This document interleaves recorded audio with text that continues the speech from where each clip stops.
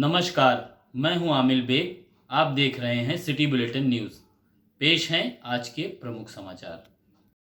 हैदरगंज थाना क्षेत्र के मैहर कबीरपुर के करनाईपुर गांव में दो पक्षों के बीच हुए विवाद में एक पक्षीय कार्रवाई पुलिस द्वारा करने से नाराज करणी सेना ने पैदल मार्च निकालकर हैदरगंज थाना परिसर में ही पुलिस को आईना दिखाया।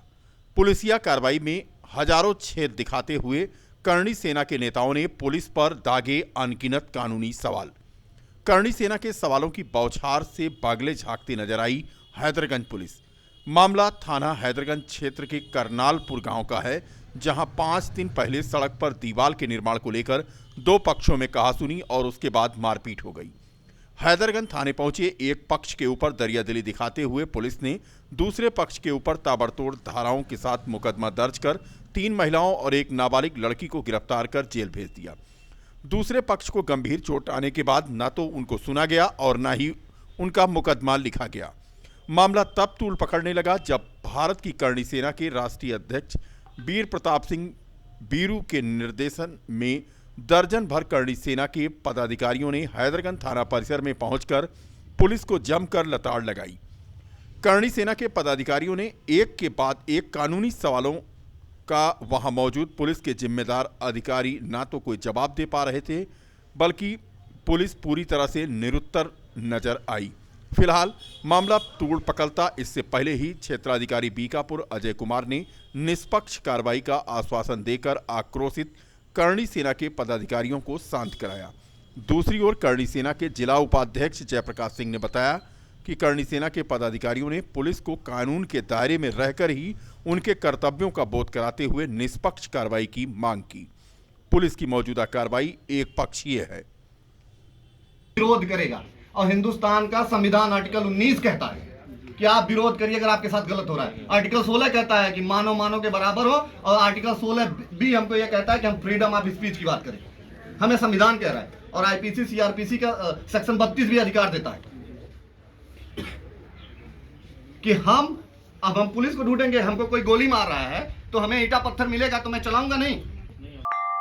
शासन और सरकार चाहे जितने दावे कर ले, मगर गांव में सड़कों की स्थिति अभी भी बदतर ही है। गड्ढा मुक्त सड़कों का नारा कम से कम यहां इस सड़क पर तो खोखला साबित होता दिखाई दे रहा है। यह सड़क है बीकापुर तहसील के तिवारीपुर वहीदुद्दीनपुर मार्ग पर। कहने को तो पक्की सड़क करीब 10 साल पहले ही बन गई थी, मगर 10 साल के अंदर ही यह सड़क गड्ढे में तब्दील हो गई। मरम्मत के नाम पर पीडब्ल्यूडी महकमे द्वारा 1-2 बार खानापूर्ति तो की गई, लेकिन आने जाने वाले लोगों को गड्ढे से निजात नहीं मिल पाई। हालत यह है कि लोग इस पर चलते हैं तो चोट खाने से नहीं बच पाते। क्षेत्रवासियों ने गड्ढे से निजात दिलाने के लिए समय समय पर गुहार लगाई, लेकिन उनकी गुहार शासन प्रशासन तक शायद नहीं पहुंच पाई। और पंडित ग्राम सभा दीनपुर के आने के लिए तिवारीपुर से मतलब जनसंपर्क मार्ग है, जो कि डामर रोड बहुत पुरानी बनी हुई है। इस समय वो उखड़ चुकी है काफ़ी दिन से, और उस पर आए दिन दुर्घटना होता रहता है, जिसमें योगी सरकार ने कहा कि गड्ढा मुक्त हम अपने सरकार में करेंगे, लेकिन गड्ढा मुक्त के साथ साथ हमारे यहाँ एकदम कोई काम नहीं हुआ और आए दिन घटनाएं घटती रहती हैं। और ऐसे इस स्थिति में उम्मीद लगाया जा रहा है कि हम इस प्रेस के माध्यम से सरकार को सूचित किया जाएगा कि सूचित कर रहे हैं कि मतलब इस रोड को बनवाया जाए, कम से कम लोगों के आवागमन की दिक्कतें ख़त्म हो, और जो बच्चे डेली आवागमन है उस रोड से उनको कम से सहूलियत प्रदान हो। यही हमारा निवेदन है कि तिवारीपुर से ग्राम वहीदुद्दीनपुर मार्ग को गड्ढा से बहुत ज़्यादा हम लोगों को दिक्कत हो रही है। कृपया करके जिला अधिकारी से हमारा निवेदन है कि ये जो संपर्क मार्ग है कृपया करके इसको सही करा दें। इसमें आपकी और हमारी बहुत बड़ी सहानुभूति होगी। शहर से सटी ग्राम सभा भीखापुर के रहने वाले वेद प्रकाश दुबे इन दिनों परेशान हैं कि उनके घर के सामने जो नाली की निकासी के लिए पाइप उन्होंने लगाई थी, और पानी जिससे उनके घर का निकलता था उसे अराजक तत्वों द्वारा बार बार तोड़ दिया जा रहा है। बीती रात उनके पाइप को पुनः अराजक तत्वों द्वारा तोड़ दिया गया। इसकी शिकायत उन्होंने रानोपाली पुलिस चौकी को की, लेकिन पुलिस द्वारा अभी तक कोई कार्रवाई नहीं की गई। परेशान वेद प्रकाश दुबे का कहना है कि उनके घर का पानी निकालने के लिए जो पाइप उन्होंने अपने घर के सामने लगा रखी है उसे बार बार अराजक तत्व द्वारा तोड़ दिया जा रहा है और बार बार रंजिश भर तोड़े जाने के बाद जब वह पुलिस से शिकायत करते हैं तो कोई कार्रवाई नहीं हो रही है। अंतर्राष्ट्रीय हिंदू महासंघ भारत के राष्ट्रीय अध्यक्ष सुनील शुक्ला ने आचार्य पीठ श्री तपस्वी छावनी में संतों धर्माचार्यों को कंबल वितरित किया। इस मौके पर सुनील शुक्ला ने कहा कि भारत संतों का देश है।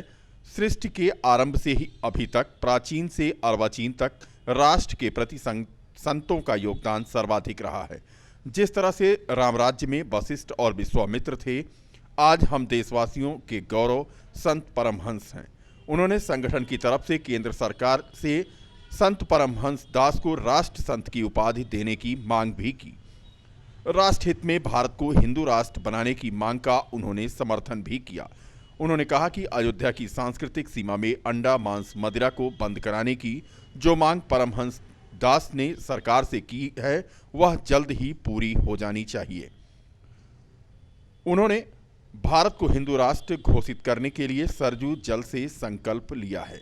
अंतर्राष्ट्रीय हिंदू महासंघ भारत के राष्ट्रीय अध्यक्ष सुनील शुक्ला ने कहा कि जिस दिन भारत हिंदू राष्ट्र घोषित हो जाएगा उसी दिन वह अयोध्या में नरेंद्र मोदी जी की सोने की प्रतिमा लगवाएंगे। अंतर्राष्ट्रीय हिंदू महासंघ भारत के राष्ट्रीय अध्यक्ष श्री सुनील शुक्ला जी ने आज संत धर्माचार्यों को कमल का वितरण किया। हिंदू राष्ट्र के लिए इन्होंने संकल्प लिया और इन्होंने एक बड़ी बात कहा है कि जिस दिन भारत हिंदू राष्ट्र घोषित हो जाएगा उस दिन आदरणीय प्रधानमंत्री श्री नरेंद्र मोदी जी की सोने की प्रतिमा अयोध्या में लगेगी और यदि हिंदू राष्ट्र घोषित नहीं होता है तो जन आंदोलन भी किया जाएगा। अयोध्या की जो सांस्कृतिक सीमा है, यहाँ से अंडा मांस मदिरा पूर्ण रूप से प्रतिबंध करने के लिए इन्होंने जो समर्थन किया है उसके लिए मैं आभार व्यक्त करता हूँ।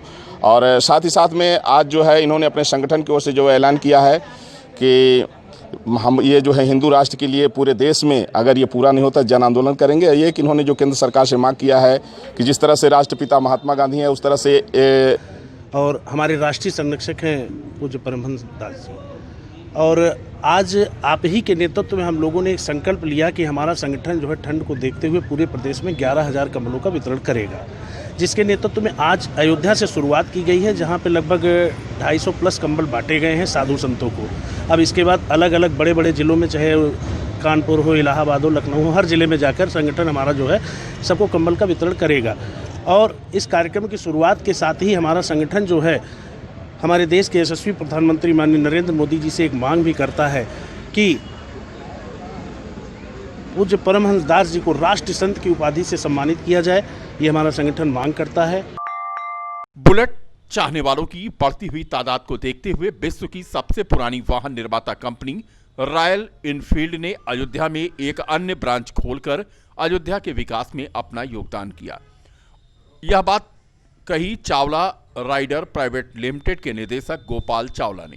नाका बाईपास इलाहाबाद रोड पर नवनिर्मित शोरूम व सर्विस सेंटर का उद्घाटन रॉयल एनफील्ड के प्रांत के वरिष्ठ अधिकारी Piyush Gupta, regional business manager Ayodhya विधायक Ved Prakash Gupta, JKS works brigadier Dogra regiment, MP ओला लेफ्टिनेंट कमांडेंट डोगरा व सरस्वती देवी चावला की संयुक्त कर कमरों द्वारा यह कार्यक्रम संपन्न हुआ।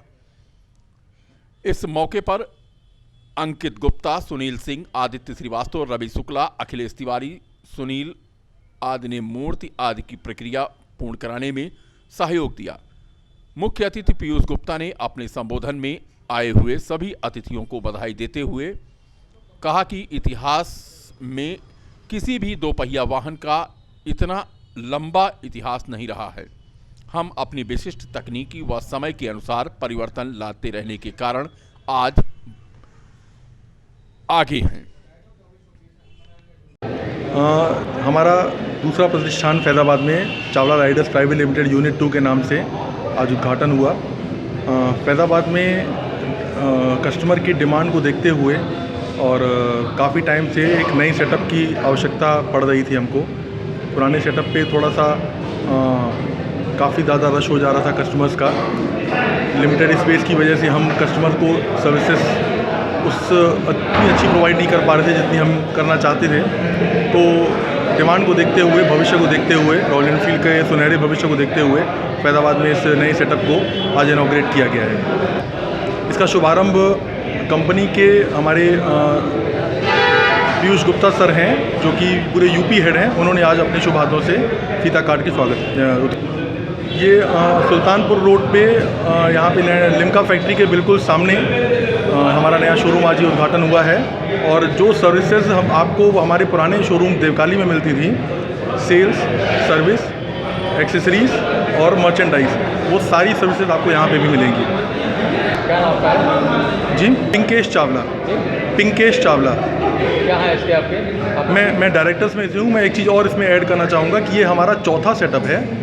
देवकाली के बाद हमने रुदौली में अपना स्टूडियो ब्रांच ओपन किया, उसके बाद हमने कुमारगंज में अपना स्टूडियो ब्रांच ओपन किया, और अब ये चौथा सेटअप हम नाका पे इनॉग्रेट आज हुआ है। पुरानी रंजिश को लेकर कुछ दबंगों ने एक युवक की जमकर पिटाई कर दी, जिससे वो गंभीर रूप से घायल हो गया। मौके पर पहुंचे स्थानीय लोगों ने बीच बचाव किया और घायल युवक को जिला चिकित्सालय पहुंचाया। घायल युवक के भाई की तहरीर पर पुलिस ने 3 नामजद लोगों सहित एक अज्ञात के खिलाफ मुकदमा दर्ज किया है। पुलिस को दी गई तहरीर के अनुसार बीती शाम जब युवक तहसील स्थित अपनी दुकान बंद कर रहा था, उसी समय कुछ दबंग आए और उसे बेरहमी से पीटने लगे। युवक की चीख पुकार सुनकर मौजूद लोग उसे बचाने दौड़े तो हमलावर भाग निकले। फिलहाल घायल युवक का जिला चिकित्सालय में इलाज चल रहा है। युवक के भाई की तहरीर पर कोतवाली नगर की पुलिस ने 3 लोगों के खिलाफ मुकदमा दर्ज किया है और एक अज्ञात को भी शामिल किया है। तो दुकान बंद करने वाले थे तो 8-10 लड़के, जिसमें भोनी प्रताप सिंह और विवेक प्रताप सिंह और हरिशंकर सिंह और टिल्लू, 2 लोग को मैं पहचानता हूँ, बाकी 8-9 लोग को देखने पे पहचान लूँगा। इन्होंने अचानक डंडे से और बंदूक रखे हुए थे हमला कर दिया, और डंडे और लाठी और राड से मुझको बहुत मारा। क्या ये पहले से कोई? अयोध्या के नाका रायबरेली रोड स्थित लेबर अड्डे पर प्रशासन व श्रम विभाग के संयुक्त तत्वावधान में वृहद लाभ वितरण कार्यक्रम आयोजित किया गया। अयोध्या विधायक वेद प्रकाश गुप्ता व जिलाधिकारी अनुज कुमार झा ने संयुक्त रूप से श्रमिक परिवार की 14 बेटियों और 2 बेटों को साइकिल, नकदी व प्रमाण पत्र प्रदान किया। मिशन शक्ति के अंतर्गत महिलाओं को जागरूक करने के लिए पंजीकृत श्रमिकों की 16 मेधावी छात्र छात्राओं को संत रविदास शिक्षा सहायता योजना के अंतर्गत साइकिलों का वितरण एवं चिकित्सा सुविधा योजना के अंतर्गत पंजीकृत 26 लाभार्थी श्रमिकों को संत रविदास शिक्षा सहायता योजना के अंतर्गत अनुमानित हित लाभ के स्वीकृत पात्रों को वितरित किए गए। इसके अतिरिक्त लेबर अड्डे पर मौजूद श्रमिकों को कोविड-19 की जानकारी देते हुए मास्क और साबुन का भी वितरण किया गया।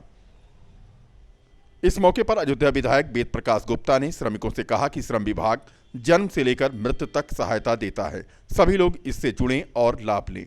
वहीं डीएम अनुज कुमार झा ने श्रमिकों में जागरूकता के साथ पंजीयन को जरूरी बताया।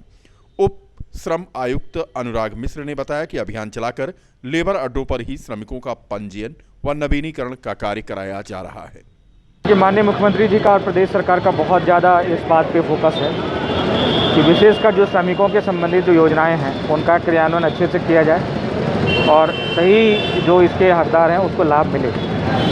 तो वैसे तो जितने भी इनकी ऑनलाइन जो ट्रांजैक्शन वाली जो योजनाएं हैं, जो हित लाभ वगैरह दिए जाते हैं, वो तो समय समय पे लगातार बीच बीच में हम देते रहते हैं, उसके लिए कार्यक्रम का इंतजार नहीं भी करते हैं। लेकिन ऐसी योजनाएं जैसे बच्चों का जो स्कॉलरशिप है या उनको साइकिल देना हुआ, ये ऐसे कार्यक्रम हैं, इनको सार्वजनिक रूप से किए जाने पे बाकी लोगों के लिए भी एक प्रेरणा होती है। उसी को दृष्टिकोण में रख के आज इस स्थान पे जहाँ पे श्रमिकों में काफ़ी जमावड़ा होता है, ये कार्यक्रम रखा गया है।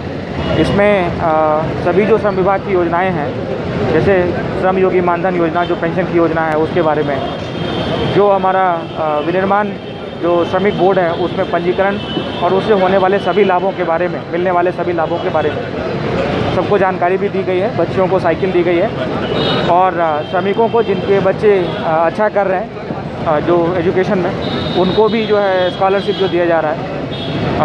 ये सब सारी योजनाओं के बारे में जानकारी भी दी गई है और हेतु लाभ भी उपलब्ध कराया। आज श्रम विभाग द्वारा आयोजित लेबर अड्डे पर श्रमिकों को, उनकी बेटियों को साइकिल और पढ़ाई के लिए धनराशि देने का काम किया गया है।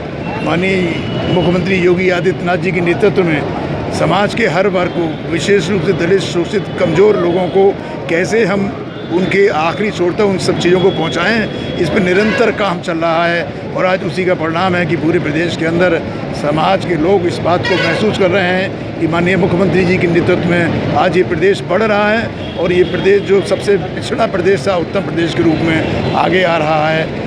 आज के इस कार्यक्रम में हमारे श्रम विभाग के अधिकारियों ने बच्चियों को मिशन शक्ति के अंदर 16 साइकिलों का वितरण किया है और कुछ धनराशि जो बच्चे पढ़ रहे हैं उनके पिताओं, माता पिता को ये योजनाएं, ऐसी योजना है श्रम विभाग द्वारा रजिस्ट्रेशन के माध्यम से बच्चा पैदा होने से लेकर और आखिरी अंतिम संस्कार तक, जब तक वो जीता रहता है तब तक तमाम योजनाओं को विभिन्न समयों पर उनकी बेटी की शादी, उनके लिए पढ़ाई की व्यवस्था, उनके लिए और तमाम नौकरी के लिए हर प्रकार से इस श्रम विभाग द्वारा ये कार्य किया जा रहा है। माननीय मुख्यमंत्री को और श्रम विभाग के अधिकारियों को इसके लिए मैं बहुत बहुत बधाई देना